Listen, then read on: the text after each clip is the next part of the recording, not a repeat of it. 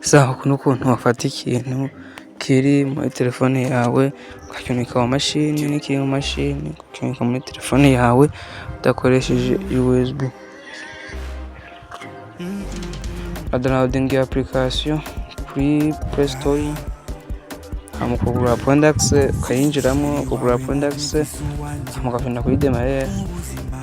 Hariho code, iyo code nyinshi ku muzingi iyo niyo iza gukenerwa ku mashini yawe. Ukaja ku mashini yawe jaye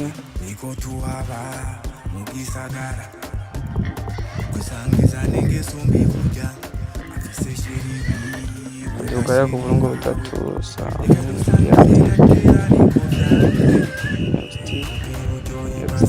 ama ya code ukashiyandika ahantu uza kwandika ijya code byampeje ukwereka mu mwanya cyo ngaho jineje kuyandika nawe uraza kuyandika uko yanditse ni kuyandika wamuhejeje finish kaheza ngiyo ngaho onye ya telefone wanje yamaze kuja muri telefone ngiyo ngaho kuja mu mashini kuja mu mashini. Ivyo ni ibintu biri muri telefone. Ya example kiri muri telefone ndakiri mu mashini kiraja nawe wese kumenya ndakoresha. Sawa biramurabibona neza mucashitse